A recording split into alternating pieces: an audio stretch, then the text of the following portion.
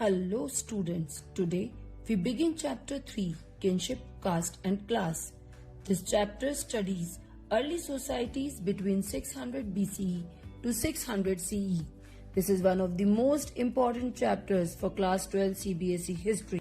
Here we see the timeline from 500 BCE to 500 CE. On the left side are normative texts. These include texts like Manusmriti and Dharmashastra. They were written in Sanskrit and gave ideal social rules. On the right side are popular traditions. These were written in Pali, Prakrit and Tamil, showing real practices of common people. So historians compare rule versus reality. The Mahabharata was a 1000-year epic. Different manuscripts were collected across India. V.S. Suktankar and scholars compared versions for many years. This created the critical edition. The key finding was that common stories existed, but many regional variations were also present. Vamsha means lineage over generations. In the middle, Janati means larger group of relatives. At the bottom, Kul means immediate family. Now look at the role of patrilineal. Descent passed from father to son. Sons inherited land and throne, while daughters usually had no claim. Even the Mahabharata reinforces patrilineal succession. Endogamy means marriage within the same caste or group. Exogamy means marriage outside the family or kin group. Now see the Gotra rules. Each Gotra was linked to a Vedic sage.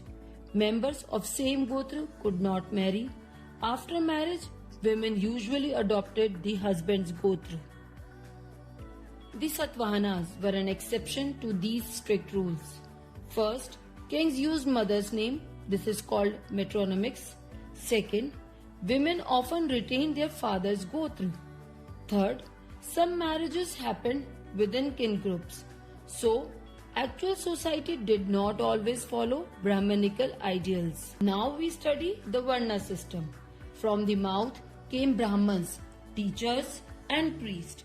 From the arms came Kshatriyas, rulers and warriors. From the thighs came Vaishyas, traders and agriculturists. From the feet came Shudras, service providers. Only top 3 Varnas were called Dvija or twice. Text said only Kshatriyas could be kings, but reality was different. The Mauryans were considered low origin by some texts. Shungs and Kanvas were Brahmins. The Shakas were outsiders yet became rulers. This proved power was stronger than birth rules. Varna was fixed in theory. Jatis were many and flexible. Craftsmen and merchants formed guilds or shrines. Now look at the Mandsaur silk weavers. They migrated from Gujarat to Darshapur.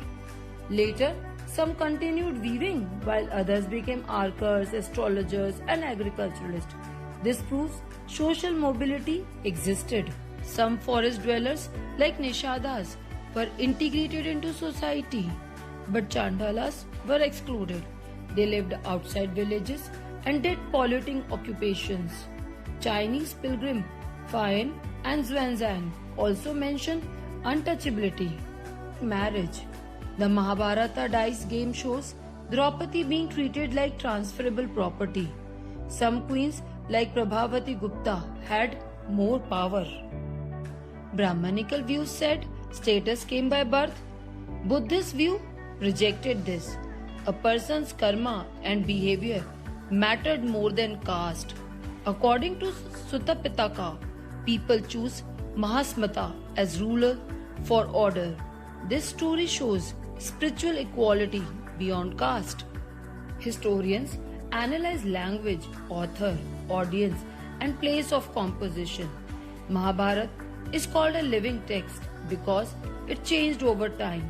Even modern retellings continue to reinterpret it. You must prepare How do historians analyze text? Next, was Varna system universally followed? Question 3. Explain Buddhist social contract theory. 4. Compare patrilineal and metronymics. These are very important exam questions. At the center is early societies. This includes patrilineal, Gotra and Satvana exceptions. This includes Varna, Jati, guilds and Chandalas. This includes paternal estates, Stridhan and Draupadi. This includes Mahabharat, critical edition and Buddhism. Thank you, students.